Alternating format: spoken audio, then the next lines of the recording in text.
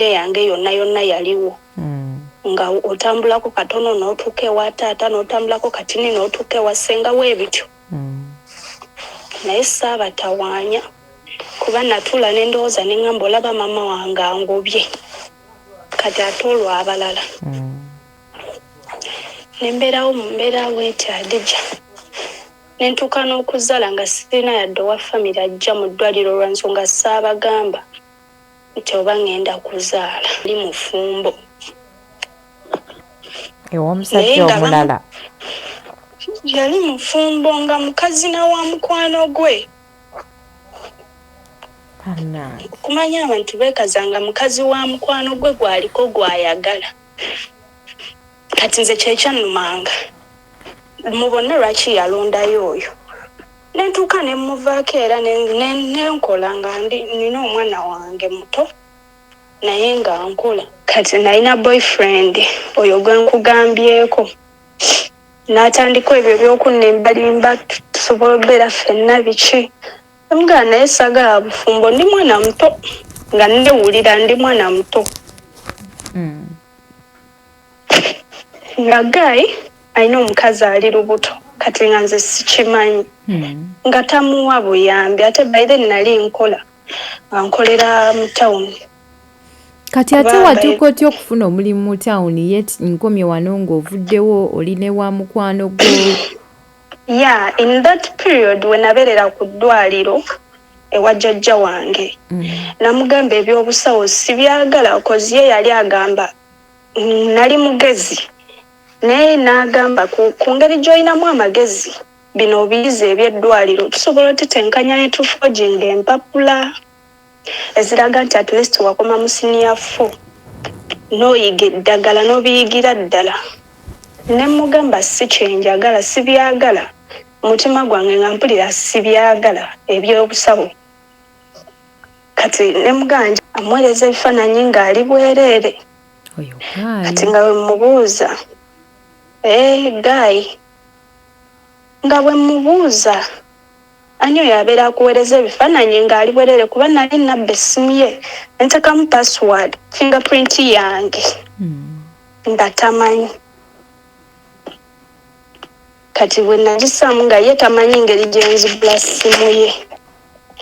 Naye nga mbiraba buli kimu kye baba boogera nga manyi n'okwogera n'omuwala ye n'amugamba kati Tasha waali obitegeera ebyo omuntu nga akwogerako eri ewa oba side chick we. Nga binnyiiza ne ntuuka ekiseera n'amukyusa erinnya ng'olwo ategedde nti mmanyi ennamba y'oli n'ateekako mbu muganda we. Kati nga ngenze ewuwe ne tubeerawo nga tankwatako. Ku musajja eryo liba bbanga ddene. Kati negenderezanga n'ekikopo kyennyini kye yali anyweramu yali yaŋŋaana okikozesa. Kati nga nze mmanyi abantu babeerawo awo nga manyidde okubeera yekka ebintu bye nga ayagala bikozesebwomu. Kati bwe yakinyamba nesooka ne ntyamu ne nsanyalala nga bw'omanyi naawe toyinza buteekanga. Nangamba ntidde tokyanjagala. Nkamba sooka olindeko. Kati nali ndiawo nga sisita we ankubira essimu muganda we nga ankubira essimu. Oli yafulumamu kati ye muganda we n'ankubira essimu. Nangamba Brian yakuŋŋambako nti akwagala nze nkole mu Mulago. Siri mu department ya ddagala naye mbadde njagala tuwe meeting twogere. Kati ate ye muganda we yali takimanyi nti ndi lubuto era we namutuukako yeekanga. Nambuuza olubuto lwani kuba lwali luyiseemu nga myezi 6 ng'ate sambala nti leero oba nyambala ebintu ebinene ennyo lukweke nedda. Ng'omukyala ambuuza olubuto lwani yali mukyala nga mukulu wa buvunaanyizibwa. Nga mbuuza olubuto lwani lwa muganda wange.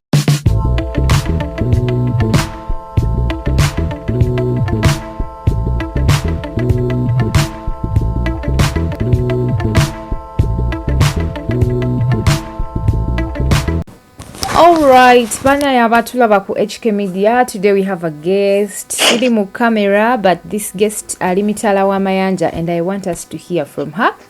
Tuwulireko ku mboozi ye etambula etya. Mwebale kutulaba, mwebale kusubscribing, ate mwerabira okukozesa abasozo property consultants babeere nga babayambako mu kuzimba n'okubaguza poloti. Tuzimbira abantu amayumba ate tuguza abantu amapoloti. Tugula ne property bw'oba ogirina jangu ku offices zaffe awo Kamuli Road.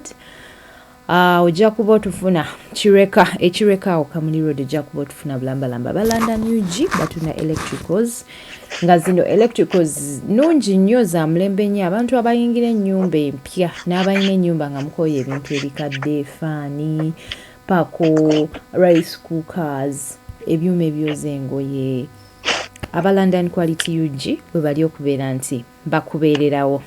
My dear Wanje Jolly, Jendi wangambe mpozi gwani? Sheila?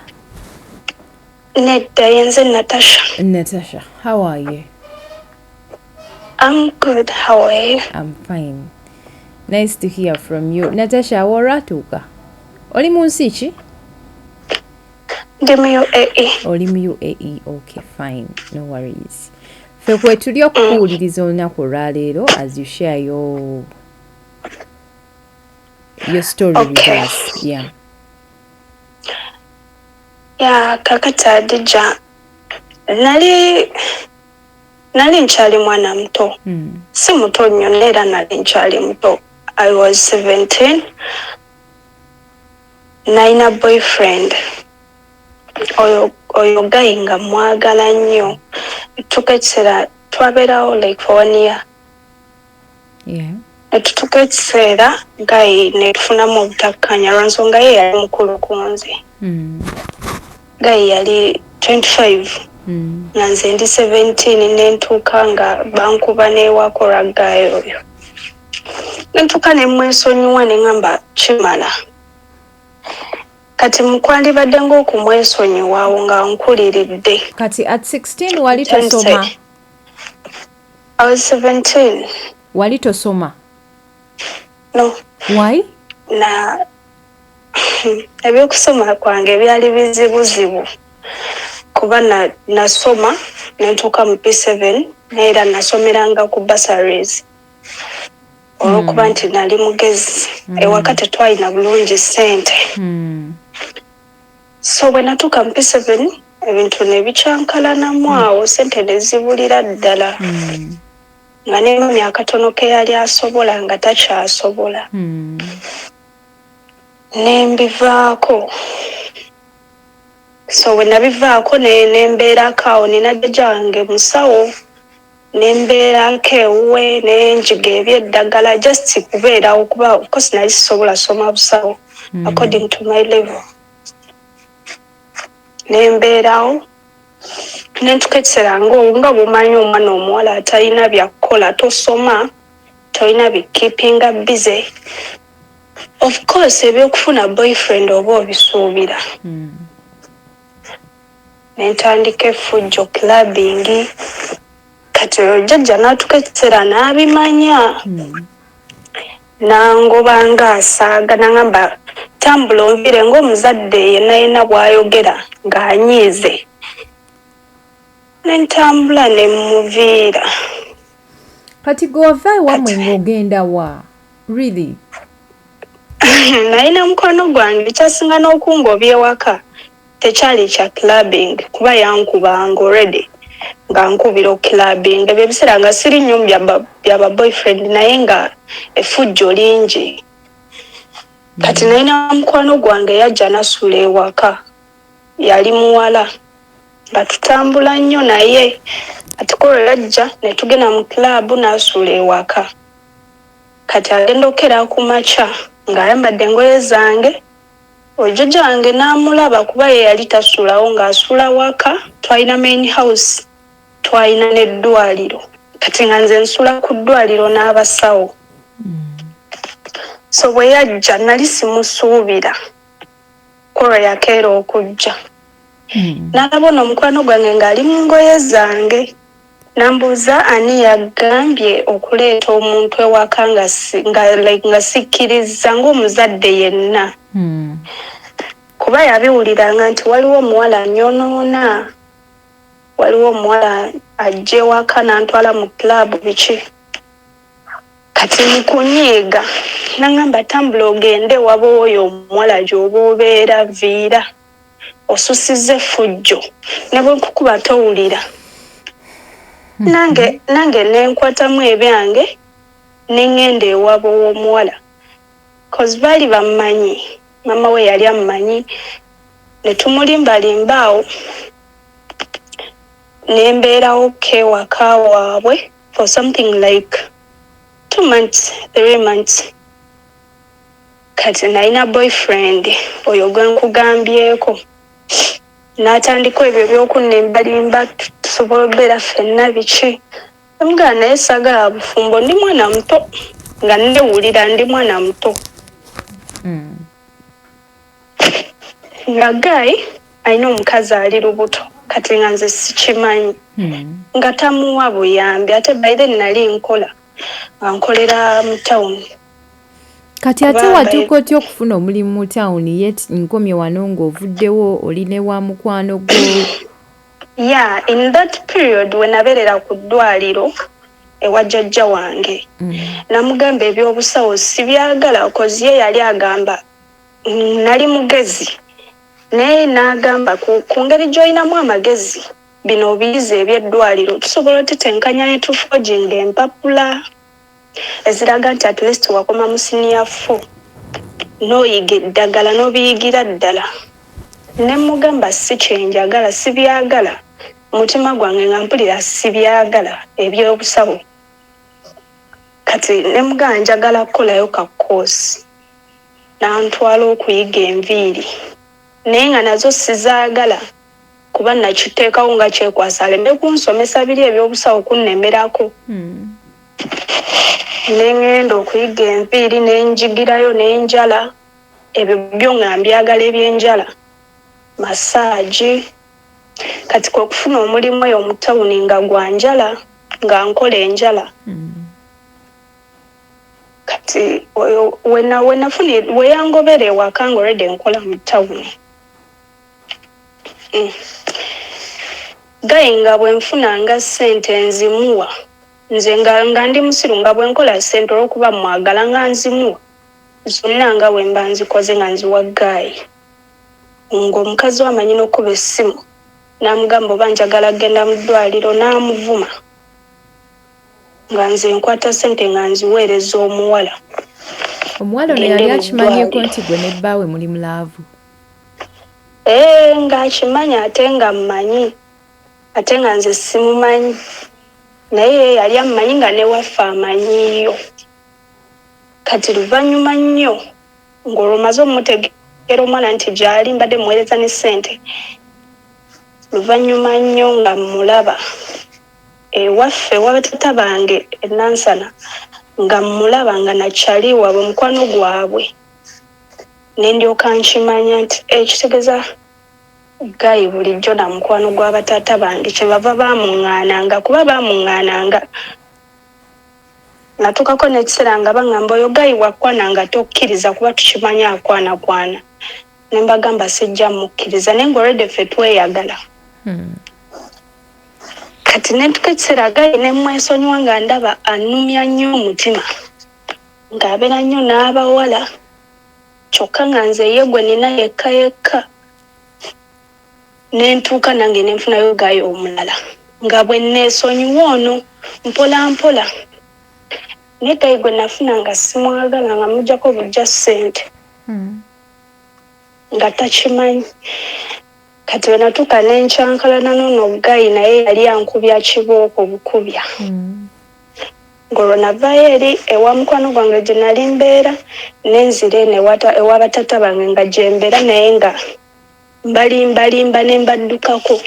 Ne malanga wiiki nga ndi ne Guy, n'enzira ne nkomawo ewaka bwe ntyo. Kati ne ntuuka ekiseera oyo tata wange n'ayagala okunkuba, nga nkubira era oyo Guy, n'enziruka ewaka. Ne ŋŋenda ew'ono Guy yali ankwana nga simwagala, nga mwagalako ssente. nenziruka nga gye ŋŋenda.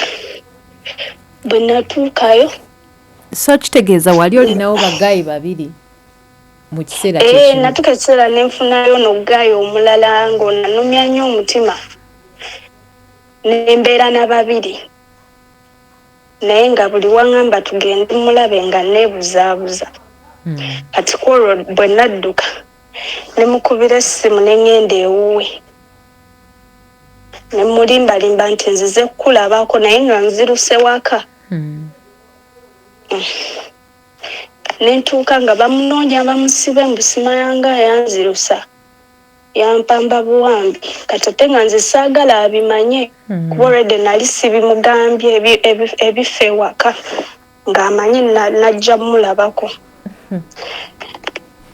Kati netukesera nembiseta olinga ebyo ebyali ewaka nembeera ne gaayi omwezi ogwasooka. Ogwokubiri ndowooza nga tuyingira lockdown kuba mama wange nali sibeera naye era sibeerangako naye. Kati neŋŋamba kangende ndabe ku maama wange. Bwe natuuka mama wange naŋŋamba oli lubuto, ne mugamba nedda kuba bifo nga sinnagendayo nasooka kwekebera nga olubuto terulaga naye kirabika lwalimu nga luto naye ye ng'omuntu omukulu n'akiraba ne mugamba siri lubuto. Ne mugamba kale neefumbiza naye siri lubuto. Naŋŋamba nze nkulaba amaaso go ngalaba ndi muntu mukulu. I was 19 awo nga mpezeza emyaka 19. Kati awo mu kuyingira lockdown nenkizuula nti kituufu ndi lubuto naye nga mbeera ne gaayi. Nenkubira mama wange ne mugamba n'ayomba n'anyiiga kale nga omanyi omuzadde. N'anyiiga n'agamba nakubuuliriranga nga towulira biki kale yadde okusoma kwagana naye ebyokukola effujjo wali badde wabikkakkanya n'osobola okwekuuma. Kati nga mbeerawo n'oyo gaayi lockdown nga tutuuka tufunamu obutakkaanya nga twabeerangawo awo nga omanyi fena tuba n'ensobi mu relationship. Naye yatuuka ekiseera nga alina abamuweereza ebifaananyi nga alina omuwala amuweereza ebifaananyi ng'ali bwereere. Kati nga bwe mubuuza gaayi nga bwe mubuuza ani oyo abeera akuweereza ebifaananyi ng'ali bwereere kuba nali nabba essimu ye nteekamu password fingerprint yange nga tamanyi. Kati bwe nagisaamu nga ye tamanyi ngeri gye nzigula ssimu ye naye nga mbiraba buli kimu kye baba boogera nga manyi n'okwogera n'omuwala ye n'amugamba kati Tasha waali obitegeera ebyo omuntu nga akwogerako eri ewa oba side chick we nga binyiiza. Nentuuka ekiseera n'amukyusa erinnya ng'olwo ategedde nti mmanya nnamba y'oli n'ateekako mbu muganda we. Kati bwe yavuga kyokka nga nze ennamba nagikwata mu mutwe. Bwe yavuga ngenda olaba yakyusizza erinnya ne muyita ne mugamba sisita Wakkubira. N'anyiiga kati ensonyi n'azifuula obusungu n'agamba tambula onviire biki kati nze omanyi ninamu omuze omuntu bw'agamba tambula onviire newe obadde munyiivu sikulinda kukkakkana nti oba ndowooza obadde just musunguwavu nedda ntambulirawo butambulizi. Olubuto olwo nga terunnavaayo nentambula ne muviira neŋŋenda e Nansana ewaffe. Kati nenfuna waliwo gaye yali yankwana dda naye nga mugaana. Ate natuuka mu situation lockdown nga bw'ogimanyi ndi lubuto sirina ssente. Kati gaye nga mukkiriza naye nga mugamba ndi lubuto ky'olina omumanya. Gaye nga ngamba nakwagala dda nze saagala lubuto lwo njagala ggwe. Oba Hadija ekyo ekintu wali okiwuliddeko? abasajja n'agamba nze saagala lubuto lwo njagala ggwe ng'omuntu oba n'omugamba nina omusajja n'agamba saagala bbaawo njagala ggwe kati ne gayi bwatyo bwe kati gayi bwatyo nze bwe yaŋŋamba amugamba kaale nga tubeerawo awo ne gayi nga twogera ntukakiserange ne wa mukwano gwange gwe nali mbeera nga ndaba mumenya ate nga gayi yannemerako dda ngende ewuwe kati nga ntuuka nagenda ne mulabako gayi omulundi ogwasooka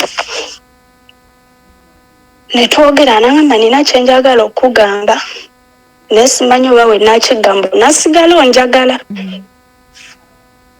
ng'olwo nange ntandise ogwa mulaavu nga gayi alina keya ate nga ndi lubuto nga ndabira ddala omuntu akubeererawo ng'oli lubuto kati gayi nga mu miitingi omulundi ogwasooka nga aŋŋamba alina kyayagala okuŋŋamba n'aŋŋamba naye njakigamba olulala tofaayo nekisigala nga kinnumiriza nga mubuuza kiki ne mu miitingi ogwokubiri n'aŋŋamba kati ogenda kujja tutandika obbeera ffenna ng'ate nange eri mpulira nkooyeeyo mbamenya nga ndeeta engoye zange nga ntandika bbeera na gayi naye nga gayi tankwatako oba nga nneewala n'okunneewala kati nga mubuuza Brian tonjagala njogedde n'erinnya lye naye mbadde saagala dyogera Brian lyokka ba Brian nga bangi mu Kampala anti ayinza okwetegeera nga mubuuza tonjagala nangamba nkwagala kyovulaba sikkwatako takwatakolombo akwagala nnyo kati nga malanga ngamba naye ddero kankugamba amazima saagala okyezuulire oba onyiige oba weekange nangamba ekyaddala nkugamba kino lwa nsonga nkwagala era singa mbadde sikwagala saali kigambye nangamba ebyaddala ndi mulwadde nangamba nina siriimu nasooka nempunga kuba gayi yali alabika bulungi ate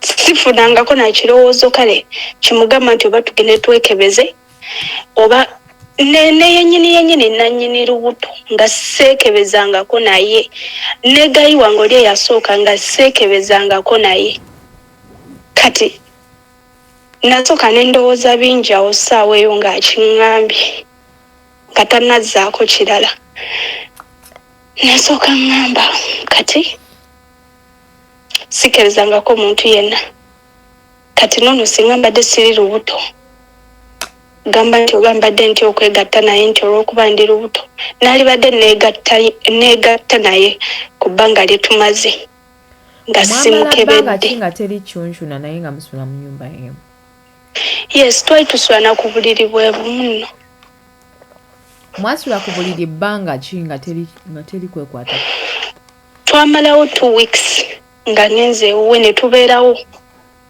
nga tankwatako ku musajja eryo liba bbanga ddene kati negendereza nga n'ekikopo kyennyini kye yali anyweramu yali yaŋŋana okikozesa kati nga nze mmanyi abantu babeerawo awo nga manyidde okubeera yekka ebintu bye nga ayagala bikozesebwomu kati bwe yakiŋŋamba nesooka nentyamu nensanyalala nga bw'omanyi naawe tuyinza buteekanga naŋŋamba ontidde tokyanjagala nkamba sooka olindeko kati nali ndiawo nga sisita we ankubira essimu muganda we nga ankubira essimu oli yafulumamu kati ne kati ye muganda we n'ankubira essimu naŋŋamba Brian yakuŋŋambako nti akwagala nze nkole mu mulago siri mu department ya ddagala naye mbadde njagala twemiitingi twogere katate ye muganda we yali takimanyi nti ndi lubuto era we namutuukako yeekanga nambuuza olubuto lwani kuba lwali luyiseemu nga myezi 6 luba luyiseemu ng'ate sambala nti leero oba nyambala ebintu ebinene ennyo lukweke nedda ng'omukyala mbuuza olubuto lwani yali mukyala nga mukulu wa buvunaanyizibwa nga mbuuza olubuto lwani lwa muganda wange kati ate nze ono teyangambako ba nti oba tuteese kyengenda okugamba muganda we oba kinedda nze saamulimba nga mugamba olubuto si lwa muganda wo naye namugamba before nangamba talina buzibu nangamba kati bw'aba ye teyakifunamu buzibu nze obuzibu mba mbujjawa nangamba kitegeeza yakulabamu ekyomugaso ng'alaba gwasobola okubeerawo mu mbeera ze nangamba naye ndi mukazi nsobola okitegeera naye oli mwana muto bwate bwe yaŋŋamba naye oli mwana muto ate oli muwala mulungi naŋŋamba kati gwe abadde yaggambako before kati yalayika yamugamba yaŋŋambirawo naye ng'ate nze yali yakakiŋŋamba sokolindemko kati I'm sorry. No, it's okay. Nze yali yakakiŋŋamba kati ate ye sisita we alayika yamugamba yali yaŋŋamba dda kati sisita we ng'aŋŋamba kati gwe ye ensonga ze yazigambako n'ozitegeera ne mugamba nedda mbadde naakakimanya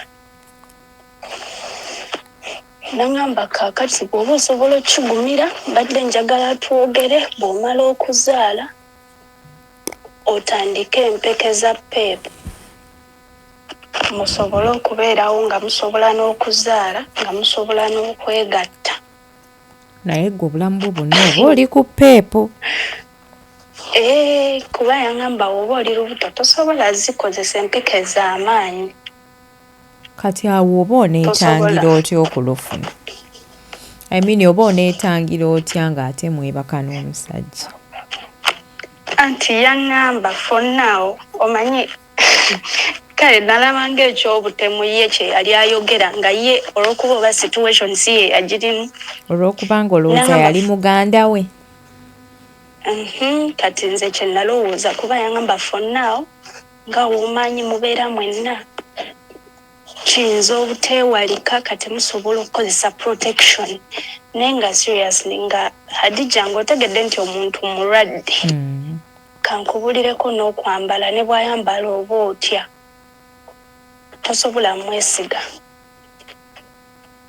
kati ng'omukyala ŋŋamba afonnaawo mugenda kukozesa protection ngenda kutwala mu ddwaliro gy'anona eddagala bakuteeke mu sisitimu nga mukyala we obeere nga otandika treatment immediately ng'omaze okuzaala nga ŋŋamba ngenda kuwa time engeri gy'obadde waakakimanya weerowooze kuba naye alina ensonga lwaki yakigambye yali badde akusiiga obulwadde ne ŋŋamba kituufu yali badde abunsiiga kuba nali sikimanyi nti mulwadde ate ye yanneegambidde ngamugamba I'm going to think about it nkwe feedback nga ŋŋamba kaale nga musanyufu nga yalaga anjagadde nga mpa ssente nga ŋŋamba ngenda kukola shopping y'omwana ng'onaatera ozaala nga nsuubiza bingi awo naye nze ng'olwedde omutima gwafudde dda kati kola olunaku nga gayi mugamba nkubulire ekirungi wantereddewo options neesalirewo nga thank you for this time obadde ombeererawo naye sigenda sobola gayi yanyiiga na koro nali siri ready kugenda kuba nali yakomyewo leeti okuva eri ewa sisita we musisinkana nga mugangenda genda enkya. Orogaye yanywa omwenge, nali sikirabangako. Yanywa omwenge, jjukira twali mu lockdown, kati nga we tubeera eri mu maaso waliyo edduuka naye nga litunda omwenge. Yatuula ku dduuka kwennyini nanywa omwenge. Wali olina osula ng'omusajja oyo omugambe, wali tolina mugamba, wali olina mugamba saawa eyo ng'ogenda koze, olaba waayinza okukwata ekiro?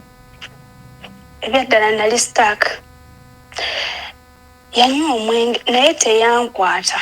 Ekyewuunyisa byonna yabikola, nankuba, nankwata nanyiga olubuto kuba yakomawo ng'atamidde. Yakuba? Namusangako, najja ku dduuka ng'ali mu kunywa mwenge, namugamba lekerawo okunywa, olina okukola ki? Okumira eddagala. Kuba sisita we yaŋŋamba bw'anywa omwenge tamira ddagala ate talya.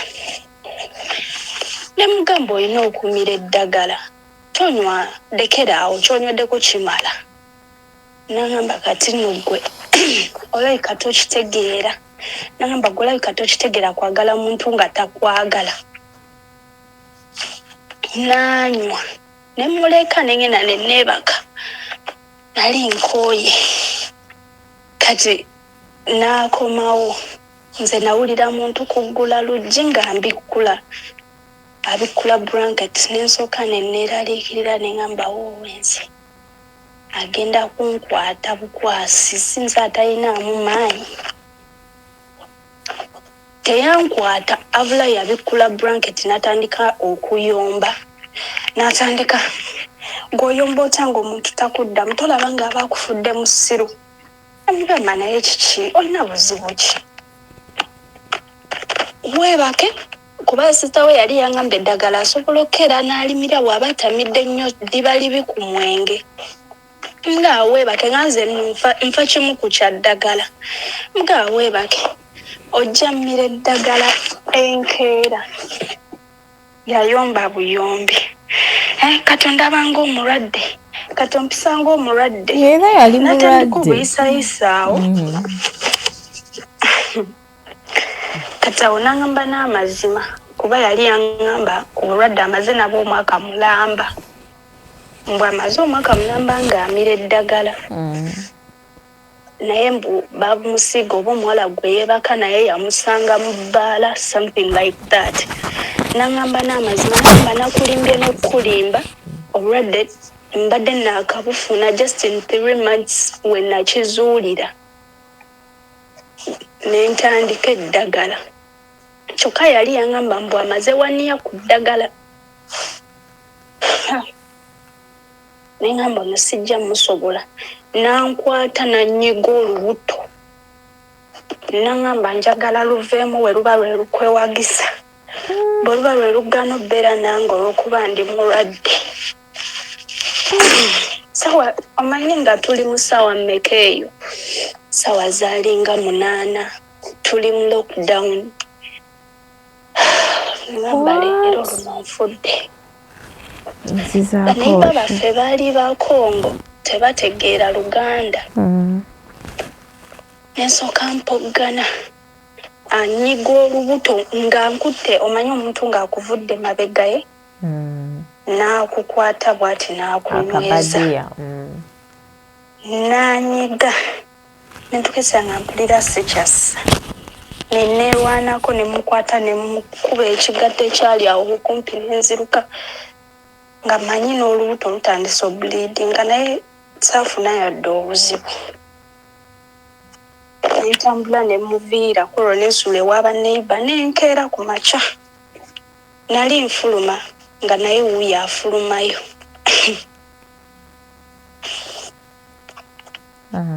Naye ng'afulumayo mu nnyumba ng'alaga teyeebase nako n'omwenge gukyamuliko. Kati ng'afukamira mbu yeetonda. N'aŋŋamba I'm sorry, just yesterday nabadde disappointed, ebyakufuddemu nabadde sibisuubira, nabadde manyi onzikiriza nga bwendi.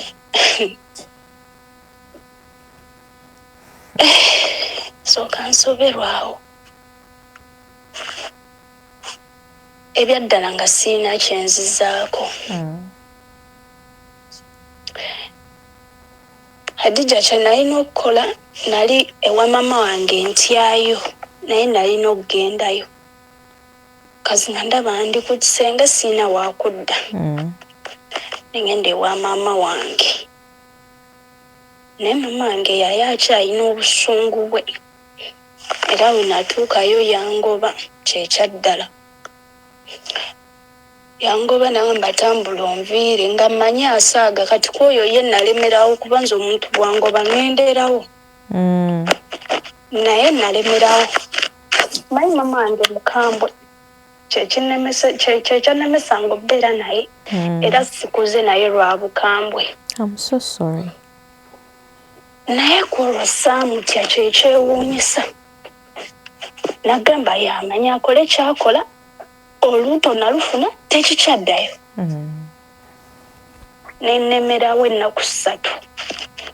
Naye ezo ennaku 3 ze namalawo mama wange nga akiragira ddala nti tanneetaaga. Ng'ayomba akera ku makya 11 n'afuluma mu nnyumba. N'agenda n'asiba gy'asiibye n'adda. Ng'agamba tayagala kundabako. Era nga amakinga sure nti akomawo esanga 6 nga neebase. Kati naye nga ekyasinga ng'okunnuma ng'afaayo. Ng'ekinnuma agamba tayagala kundaba naye ng'afaayo kale ng'akeera. N'akugamba gwe ffe tugenda lya mmere bwetu oba togyagala yogera tugulire gy'oyagala. Yali afaayo. Naye ng'ate buli lunaku akeera kumbuuza ogenda ddi saagala kukulaba. Ekyo kyali just ndowooza kyakukangamu. Kye nakola namalayo ezo ennaku 3 nga ndaba ddala kituufu mama wange alabika tanneetaaga. Nga ntambula nga muviira kuba waliwo sisita wange omuto. Ffe tuli abaana batono Hadija tuli just 3. Nze first born. Brother wange anzirako ali 19. Then ne sister waffe asembayo. She's 8 years. Naye ebiseera ebyo yali muto ndowooza nga alinga mu 5 years. Kati nga mami aŋŋamba example ki ky'ogenda okuwa muto ono. Biki by'ogenda omubuulirira nga naawe kennyini oli wano ewaka oli lubuto. Kolo yafuluma ku 12 nange nentambula neŋŋenda. Neŋŋamba brother wange step brother wange waliwo step brother wange gwabeera naye. Nemugamba mami wadda mugamba ebisigaddewo ebintu ngenda binona kuba nali nguzeeguzeeyo ebintu by'omwana baafu biki. Nemugamba nja binona nga naatera ozzaala. Nemuviira. Kati ate we yadda n'abavumaavuma. N'abagamba mwalese waaki okugenda biki mumanyi gye yalaze mumanyi n'embeera gy'agenda obeeramu kale n'ayomba ng'omuzadde. Naye nga nze already nagenze sisaakudda. Nembeerawo olwo nga Gayi ye namuviira nga tannamuta naye ng'akyakuba essimu. Ne sisita we ng'ankubira nga ŋŋamba nzireyo we mba nsobola ensobi zibaawo naye jangu. Sisita we n'atuuka n'ampita n'okumpita. Nengenda ne mu meeting ewuwe. Ne maama waabwe n'ajja kuba ye maama waabwe yali takimanyi nti mutabani we mulwadde. Era tebaabimugamba. Era ye yanneegayirira amanyi yeegayirira just girlfriend wa mutabani.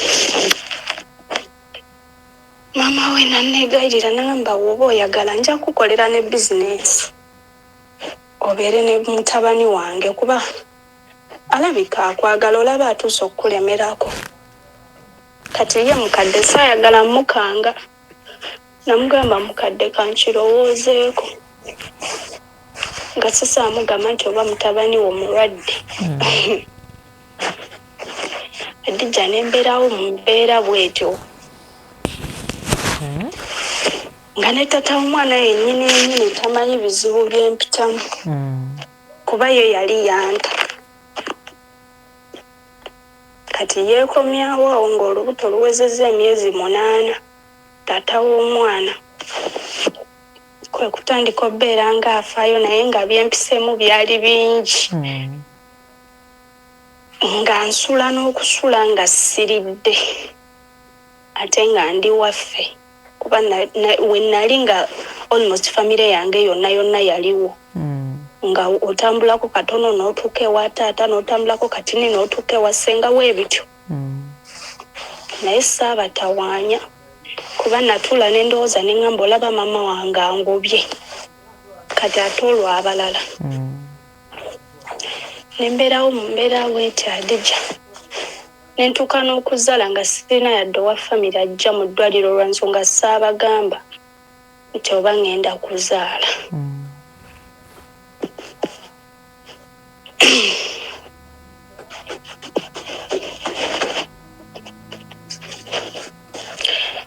Gyendi kwendi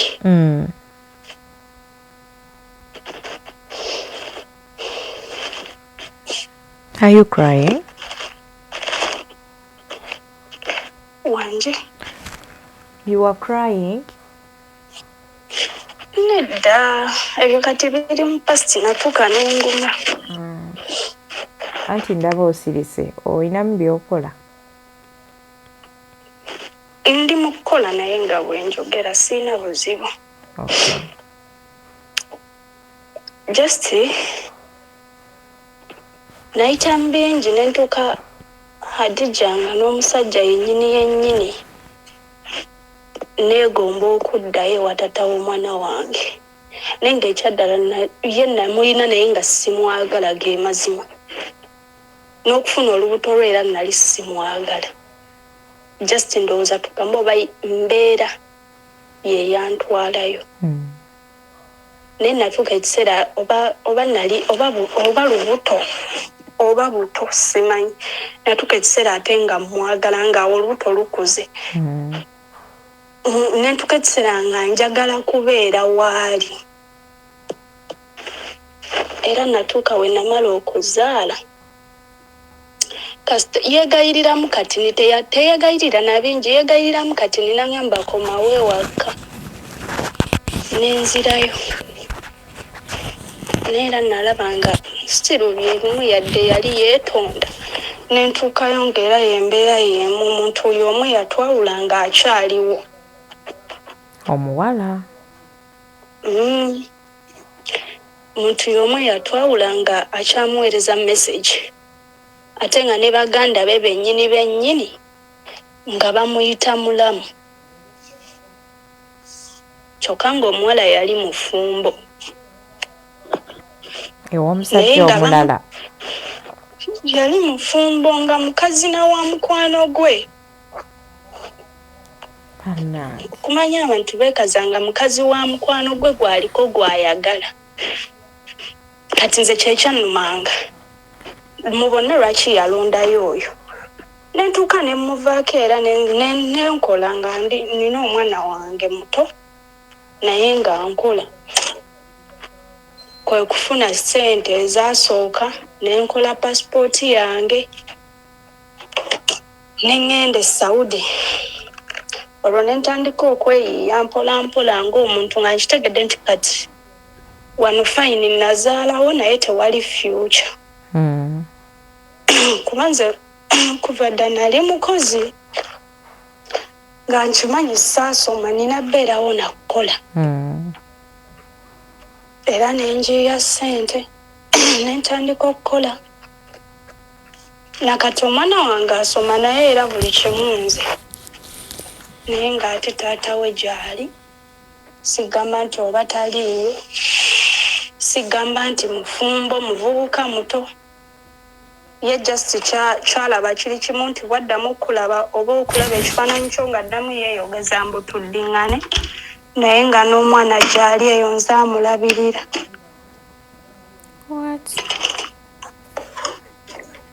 Saawa eno omwana asoma pakati alina 4 years. Akuze. Ali mu middle class. Kati oli owa siriimu ye yakoma ku ki? Wanje. Owa siriimu ye yakoma ku ki?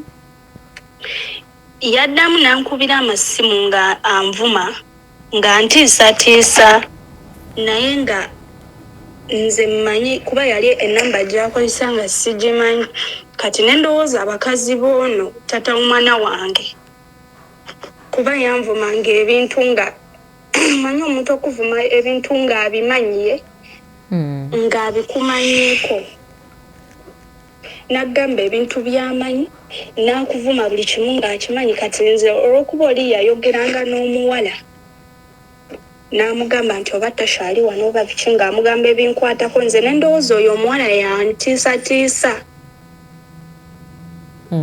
kati twatuka ekiseera nenoonyereza eyo ennamba n'embula nga n'amannya gennyini ennamba geerimu nga sigamanyi waliwo wayiseewo ekiseera nali nakukyeyo ngenda olaba omuntu ampeereza mesegi ku whatsapp naŋŋambamu wanyumirwa nga nzannyamuko naawe ne mubuuza okuzannyamuko nange kutya nambuulira erinnya lye naŋŋamba nze gundi ze Brian naŋŋamba nze yalinga akuvuma nze yalinga akutiisatiisa kuba yanvumanga naŋŋamba ngenda kukuloga otuuka ekiseera ng'owunya Oh my God. yantiisatiisa bingi Nakustressing psychologically. namukyawa nenzira ewa tata w'omwana naŋŋamba n'oyo omusajja yennyini njamuloga afe na kale yayogeranga bingi netukekiranga ntya ate natukekiranga ebiseera ebisinga yeefuula ng'omukazi nga yeefuula ng'oli omukazi wa baby daddy wo nti oba nve ku bbaawe kati nga nze mukazi wattu mbeera mu kwetonda ne mugamba bannange omusajja nga namuvaako dda nkola byange I think kyekyo yali ayagala otegeera oba oli wa musajja oba toli wa musajja.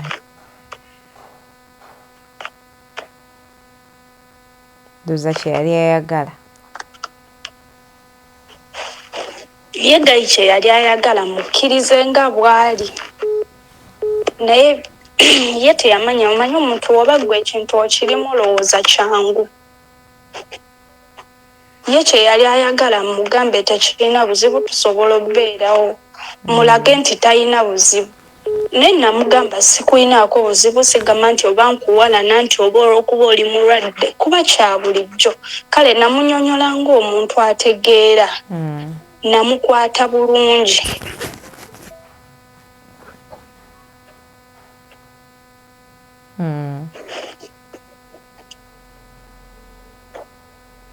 naye kyamulema otegeera kyemanyi nakati akyaninako obusungu naye kyansaba kiri kimu Mukama nnyamba aleme kunkola kibi. Singa yali wakukola kibi after 4 years singa okirimu naye nga ye yali anjagala kyemanyi tasobola kyokka banaye abaana abawala kati gwe ogenda otya eyo okugenda okukola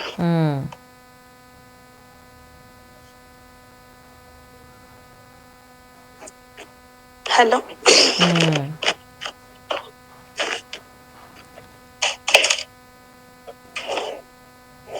wamala ate wabbaawo baby daddy n'ovaayo navaayo nenviirayo ddala ng'omwana wa mwezi gumu neŋŋenda nentandika okukola nina gye nagendeeyo nga wala saidi zeeyo Buyikwe ki ekyakugjayo nga waliyo saaluuni ekyanzija ewa tata w'omwana era bye bimu ebyo okuba natuuka ekiseera omwana n'alwala nga asesema nga biva mu nnyindo ne mu kamwa mulamu wange nanziza ebbali n'aŋŋamba oyo omwana yasobye. Omwana yali muki? Omwana yali muwala yali mulenzi? Ndowooza yali aleetako oli mukazi we ng'ate nze simanyi. Omwana yali muwala oba yali mulenzi?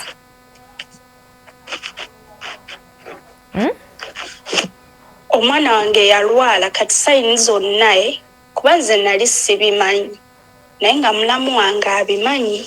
Kati kambuuze omwana yali muwala oba mulenzi? Mulenzi.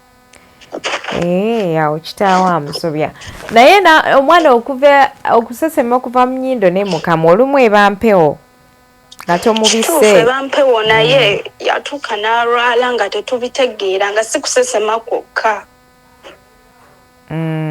Ng'ate nze sirina kye mmanyi kuba nze nsigama nti oba nabeerako mu kyalo mmanyi ebyo ebintu by'amadagala biki nedda.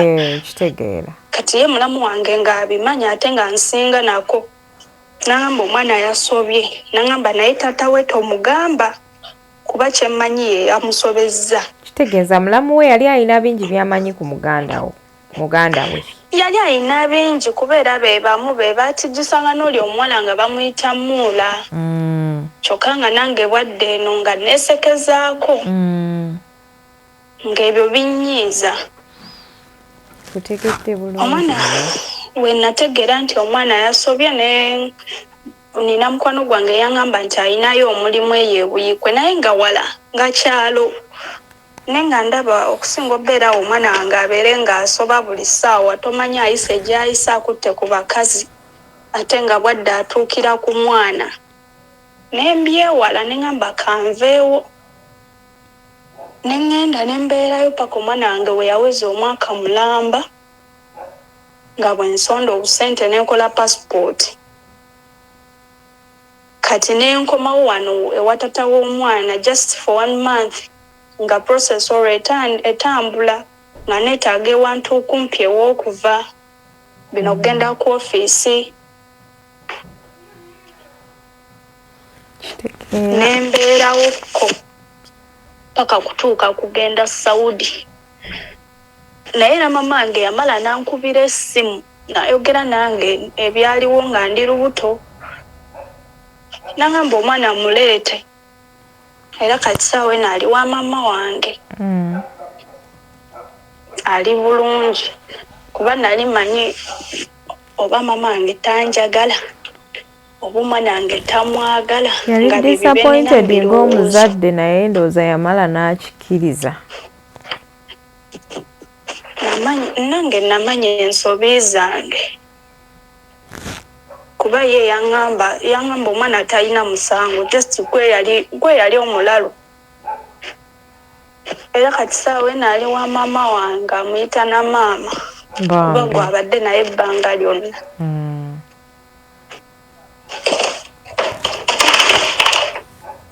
Byebyo nno.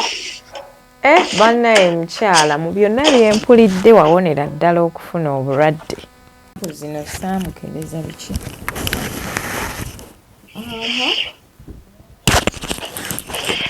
Munnange ne recently nafuna gaayi nga nzizeeyo ewaka kuba nga mmazeeko emyaka 2 neera nenfuna gaayi nga bw'omanyi kati already nali nafunye experience nga mmanyi kyekitegeeza okukebera kwekebeza n'omuntu.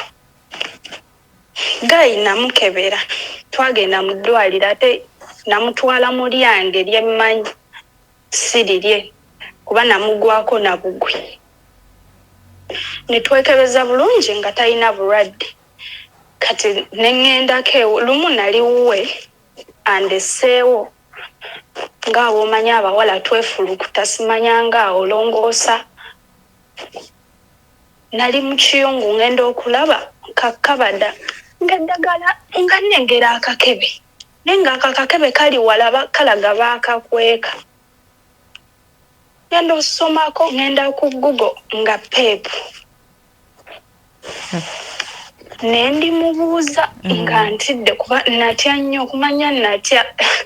Nasiiba siridde nga ndi mbweraliikirivu paka bwe yakomawo.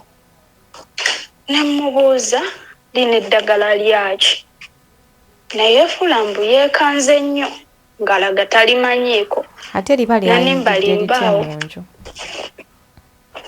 Kati nannimbalimbaawo ne mmubuuza ennyumba yiyo ate ondaga tolimanyi. Ne mmubuuza wali mufumbo.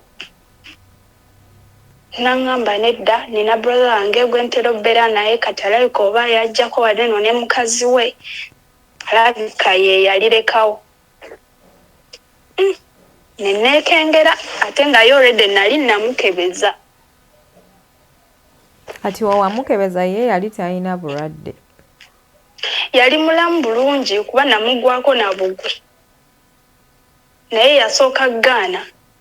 Yasooka n'agaana nga ngamba ate biki nkooye. Ne mugamba nedda tekigenda twala budde bungi okukebera. Ne mukebera results ne zivaayo bulungi nnyo nga ffenna tuli balamu. Kati obeera eddagala lyali lyaki? Sirimu amaze ebbanga ng'akwegezaamu okutta mwana muwala olina okwegendereza nnyo. Kyova sigenda ava ku kyeyo kati.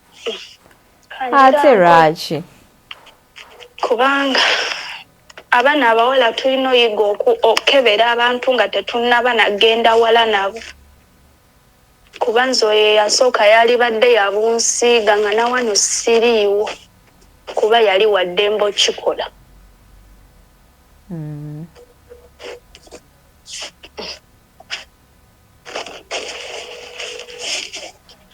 Neyanziza nnyo Hadija okunkubirako bambi mbadde sisuubira. Weebale kusharingako naffe story.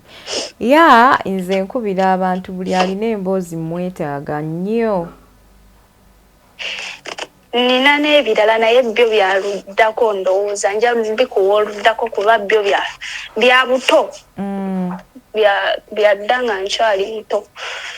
So how did you bye tuyitamu nga tukula? Yeah, kati wagenda otya egundi e UAE? Saudi Arabia. Oli mu Saudi Arabia? Nedda ndi mu UAE naye nasooka Saudi Arabia. Kale ndooza our next part will be from there. Thank you so much. Okay, thank you. Yeah, I wish you a beautiful day. Bannange abalungi abatuwuliriza nze Hadija Kigozi nga bulijjo mbeerawo okuweereza mu buli mbeera yonna baganda bange abali ku kyeyo bankubira. I want to share my story. This is the opportunity. Tukubira essimu tujja kuteeka ku mukutu. Yenze HK Media Hadija Kigozi. Assalamu alaikum.